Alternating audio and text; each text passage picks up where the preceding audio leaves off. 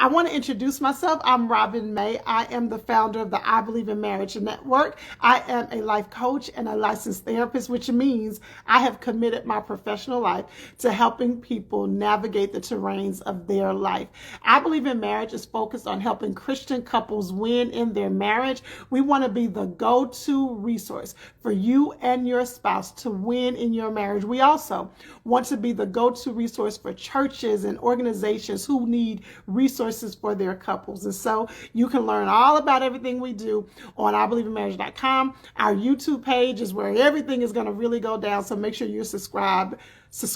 I don't think that's the word. I think the word is subscribe. Make sure you're subscribed to our YouTube channel. Okay. So today we are diving into the 3 things I want couples to avoid in 2025. Here are the 3 things I want couples to avoid. I'm going to walk you through them. Number 1, in 2025, I need every Christian couple to avoid thinking that happiness in marriage just happens. I want you to avoid thinking that happiness in your marriage just happens. Let me put it to you like this. You do not just stumble into happiness. You have to curate happiness in your marriage. You have to intentionally craft the happiness in your marriage. Now, I got to do a side note to that. First, you have to know what happiness means to you. Can I tell you what I see so often in the couples I'm working with? So often what I see on my virtual couch is that we often project our frustrations in our own life onto our spouse. So if I am struggling personally in some areas and I haven't taken time to understand those particular areas that I'm frustrated, if I'm not careful, I project that frustration onto my spouse and leave my spouse responsible for my happiness. So first, if I am telling you as a couple, I want you to avoid assuming that happiness just happens, then that starts with you understanding what happiness means to you. Now, y'all already know, if you've been rocking with me for a while, for all of these, I have a strategy for you. I have a tool for you. I have something that can help you. So for all my ladies, I hope you are following me personally at Robin May Online, because I have the 5-day Define Your Happiness Challenge that you can go check out. Fellas, we'll come up with something for you down the line. But ladies, you can head right on over to defineyourhappy.com to figure out what happiness means to you. And I want to give y'all a quick nugget. This is for the husband and the wife. I want to give you a quick nugget. When I did this research on happiness, when I really took some time to identify what is happiness, do you know that researchers have found that your happiness is only contingent on what's happening up to 10%. Let me rephrase that. What is happening in your life is only 10% of your happiness. So often we think, I'm not happy because I'm dealing with this, or I'm not happy because I'm dealing with that. No, that's only 10% of what's really going on. You want to understand the other 80% of your happiness. So ladies, go to defineyourhappy.com. So number 1, I want you to understand that you don't just stumble into happiness. Happiness in your marriage has to be crafted and created. And here's the thing. I don't want you to assume that you know what in the marriage leaves your spouse feeling loved and appreciated, because that's some of what happiness will be in our marriage, me feeling loved and appreciated by my spouse. Well, I don't want you to assume you know what that is. As you are avoiding these 3 things I'm talking to you about, as you are avoiding thinking that you just stumble into happiness, I want you to take some time and ask your spouse, listen, babe, what makes you feel loved and appreciated? I dare you to pause this video, send a text to your man, send a text to your wife and say, babe, what makes you feel loved and appreciated? Now, they might think you're setting them up, so you might have to give a little background information, but I want you to ask, what makes you feel loved and appreciated?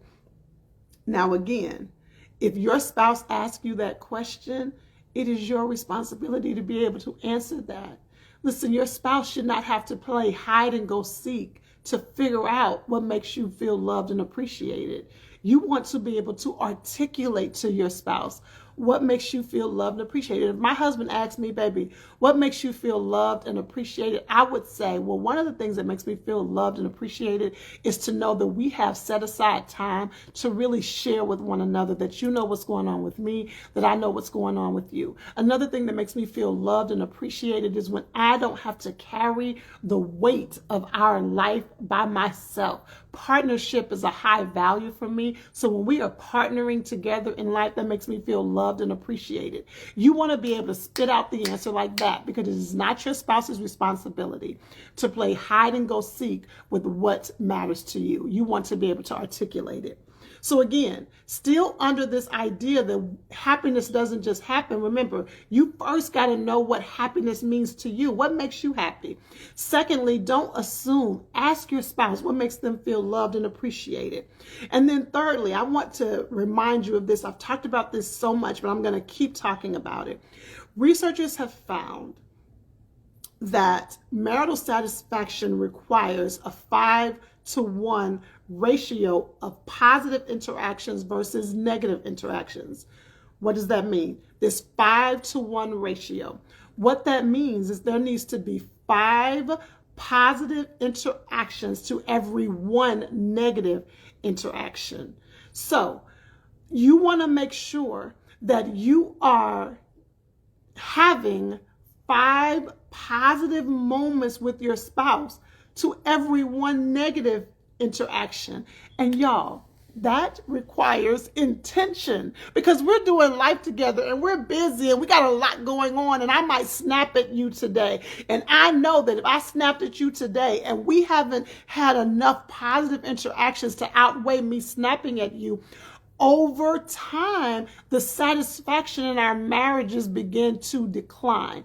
The Bible says it's the little foxes that destroy the vine. It's not the big things, it's these little bitty things over time that begin to eat at the satisfaction in our marriage. So you want to have a 5-to-1 ratio. You want to make sure that you're making more deposits than you're making withdrawals. I like to describe it like this.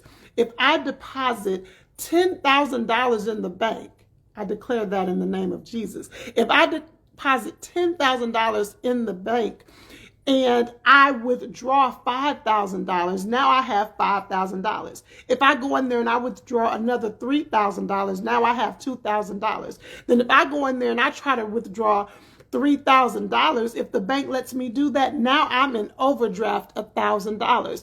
I can't sit back and say, but I deposited $10,000. Yes, that was a big deposit, but how much did you withdraw? Apply that to your marriage. Yes, you might have done something really amazing, but how many withdrawals have you had? So you want to make sure that you are intentionally depositing more into the health of your marriage than you are withdrawing. Y'all with me? So remember, we are talking about the 3 things that we are going to avoid in 2025. And the first thing we're going to avoid is thinking happy just happens. No, you want to create the happiness in your marriage. Now, one of the strategies for doing that, I told you, we want to be the go-to place for you and your spouse to have these real conversations. So the strategy to do that, we've talked over and over again so far on this channel about this start, stop, continue model. As you and your spouse are working on the happiness in your marriage, you can use the start, stop, continue model. That's definitely a resource here on Instagram and on YouTube. If you're watching on YouTube, we will make sure that that video is linked in the description. If you're watching on Instagram, you can scroll through to see that video where we talked about start, stop, continue, or DM me and we will be happy to send you the link directly. Okay, so we're talking about the 3 things we want you to avoid. Number 1, in 2025, you are going to avoid thinking that happiness just happens. Here's number 2. Now, some of y'all are going to give me some pushback on this because you're going to think that this is not your issue, okay? Y'all are going to give me some pushback on this because you're going to think this is not your issue, but I'm going to tell it to you anyway. Number 2, what we're going to avoid is believing what we see on social media.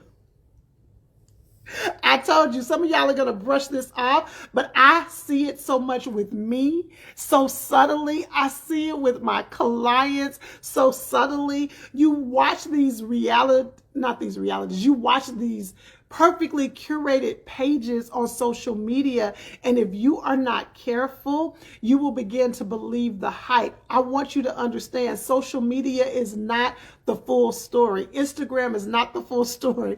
Facebook is not the full story. I often laugh about this because my children always say, if people really knew you, if these people on social media really knew you. Now, of course, that could imply that I am presenting a false reality. And that's not true at all. What you see on social media is the real deal, but there is another aspect of me. There's another side of me. Recently, I was with my daughter and several of her friends.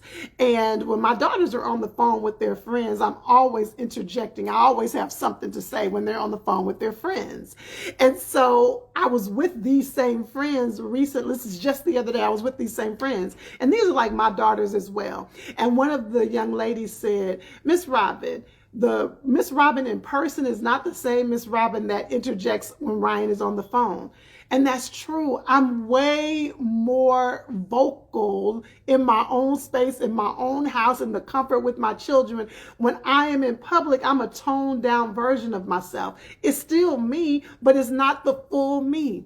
I want you to understand, social media is a curated version of people's lives. It is foolish for people to show all of their life on social media. Social media is not your therapist. Social media is not your real close friends.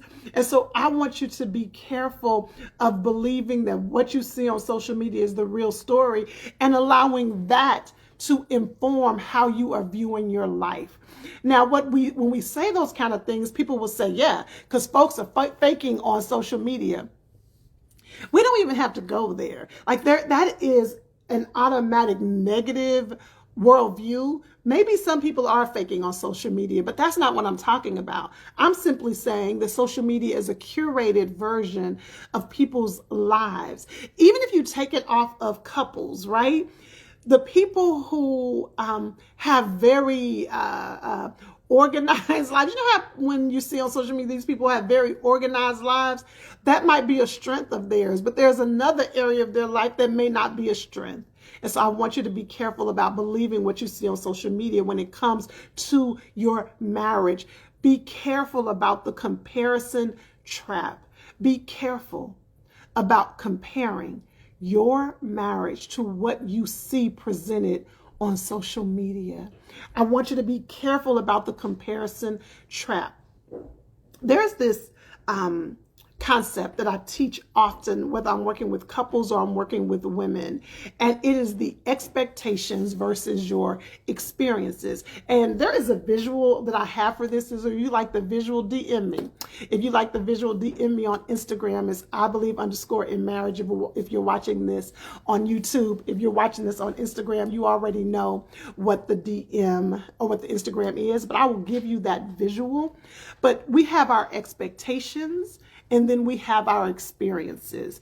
And when your expectations are too far from your experience, a gap occurs. And in that gap gets filled anger and frustration and disappointment, hurt. And so if you are comparing, if you have an expectation that your marriage has to look like the marriages you see on social media, but your experience is too far from that, a gap will occur. So I want you to be careful about the comparison trap. And then I want you to understand that even the best marriages, so maybe you're saying, Robin, I'm not comparing this to anything I've seen on social media, but my best friend's marriage or my coworker's marriage or my mother and father's marriage, that's what I'm kind of comparing it to. I want you to understand that every single marriage has an undercurrent. I want to define what I mean by an undercurrent. Every single marriage has an undercurrent. It is that thing that is beneath the surface that causes that couple a challenge. Every marriage has an undercurrent, and most of the marriages have several. That thing that's right beneath the surface. It's the thing that constantly rears its head. It's that thing that causes them to have a disconnect. Every marriage has an undercurrent. Your marriage has an undercurrent, and the couple that you're looking at, their marriage has an undercurrent. And I want you to understand you may not be graced for that couple's undercurrent. And so I want you to be careful of what you are comparing your marriage to. Understand every marriage has a challenge, has challenges. You deal with your challenges and let them deal with theirs. I want you to understand that you absolutely can craft the marriage that you long for. You and your spouse absolutely have within your power to craft, to create the marriage you long for. You just got to slow your life down long enough to do that. You got to slow your life down long enough to ask one another the questions. What is it that we really want in our marriage? What does a happy marriage really look like to us? What makes you feel loved? What makes me feel loved? What are our goals? What do we want this year to look like? What do we want 5 years to look like? In a few weeks, I'm going to share what I would do different if I was getting married all over again. And I actually asked my husband that question too. And so he shared what he would do differently. And we want to share that with you. But right now, you and your spouse can stop and put together a strategy, a plan for your marriage. So you already know what I'm going to tell you to do. I want you to invest in the couples playbook. I'm telling you, the couples playbook is your go-to template to help you create a strategy for your marriage. Hey friend, I paused in this video because I have something special that I want to share with you. I talk so much about the couples playbook, the strategic plan for couples, but I am not the person who loves it the most. My husband is a huge fan of this couples playbook, so I asked him to share his thoughts about it for the husbands who may be watching, or ladies, if you're watching this and you want your husband to see this, forward this to him and tell him where to stop in the video to check it out. Here's a message from my husband. Hey fellas, let me ask you a question. Are you leading your family with purpose, or are you just going with the flow? As Christian husbands, we're called to lead, protect, and provide, not just physically, but spiritually and emotionally. That's where the couples playbook comes in. My wife, Robin, the founder of I Believe in Marriage, created this template, and let me tell you, it's a game changer. It's a simple, powerful template to help you and your wife create a strategic plan for your life. We're talking finances, vacations, intimacy, raising kids, you name it. See, when you and your wife are on the same page, you win. And here's the best part. This isn't just talking about your marriage. It's about your legacy. So are you ready to help your family win? Get the couples playbook today. And let's build marriages that glorify God and stand the test of time. You can grab your copy today at ibelieveinmarriage.com/playbook. All right, that's it. I told you he loves the playbook. Let's continue in the video. I want you to invest in the couples playbook. Just go to ibelieveinmarriage.com/playbook. If you're watching this on Instagram, click the link in my bio to grab it. If you're watching it on YouTube, the link is in the description. Okay, so let's talk about what we've discovered so far. Number one, I want you to understand that happiness doesn't just happen. I want you to avoid thinking you're just going to stumble into happy. Number two, I want you to avoid believing what you see on social media. And then here's number three, and we will be done. Number three, I want you to avoid, run, stop, don't do it. I want you to avoid listening to folks who don't have the same values as you when it comes to marriage. Can y'all do me a favor? Can you just comment and say, Robin, I promise? And you're answering to number three, Robin, I promise. I want you to avoid listening to people who don't have the same values as you when it comes to your marriage, when it comes to the understanding of marriage, when it comes to your belief in marriage. Listen, I'm not one of those people who say you can't have people who aren't Christian friends. I'm not one of those people, I'm definitely not one of those people who say, if you are married, you shouldn't have single friends. I mean, I'm going to leave that alone. So I'm not saying that at all. What I am saying is that you want to be careful about talking about your marriage to anyone who does not hold the same values that you hold when it comes to marriage. Listen to me. Your values guide your life. Your values determine what is okay and what is not okay. Your values are the leading factor for creating the life you want. And so you want to be careful about listening to people who don't hold marriage to the same esteem that you do. Do you remember, I did a video a few weeks ago about, I forget the title. I'll put it in the description.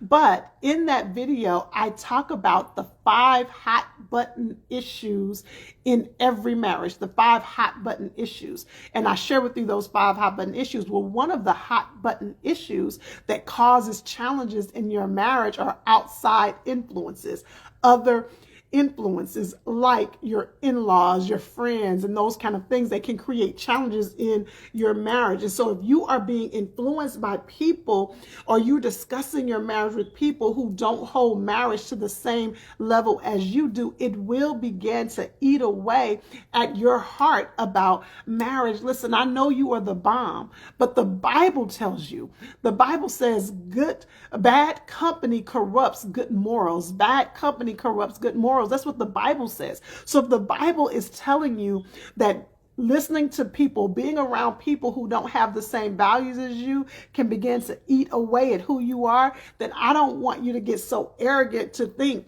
that you can listen to podcasts that is dogging marriage, that you can listen to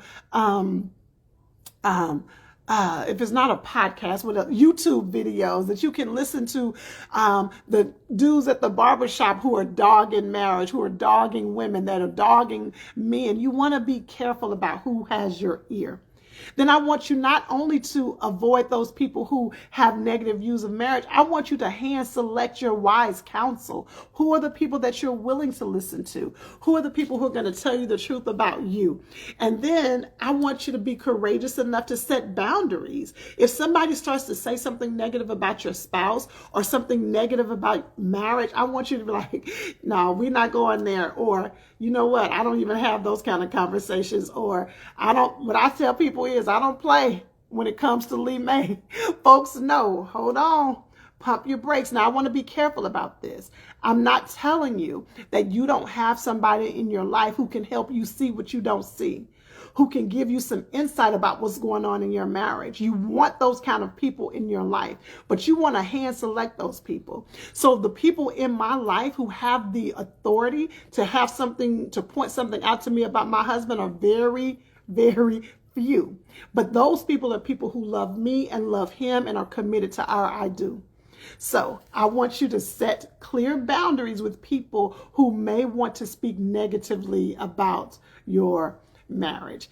What is your takeaway with this one? I want you to find your community. I want you to find your marriage community. Now, I believe in marriage wants to be a part of your marriage community, but you can also find a church home that has a strong marriage ministry. Reach out to your married friends and say, y'all, let's do life together. Create a strong marriage community. All right? Okay, so again, your takeaway is to let me know which of these 3 you're going to really pay attention to this year. I want you to pay attention to all 3, but which one of these 3 are you saying, now, Robin, that's the one I really want to work on? Make sure that you send this video to your family and friends, but most importantly, send it to your spouse and tell them, listen, let's talk about this. Set a day that you all are going to sit down and talk about it, okay? Let me give them to you again so that you can have them at the ready. Number 1, the first thing you're going to avoid in 2025 is assuming that happiness just happens. No, you have to craft and create the happiness in your marriage. Number 2, you are going to avoid believing what you see on social media. Those are curated realities. You want to understand that comparison is a trap, but you can craft and create the marriage you really desire. And then number 3, you're going to avoid communicating with people who don't hold marriage to the same value that you do. You want to understand who has your ear. You want to be careful about connecting with people who don't honor marriage the same way you do. All right, y'all. I hope this helped you. Make sure you save this video. Make sure you share this video, and make sure you comment so that we can continue to move up in the algorithm. I'll see you next time.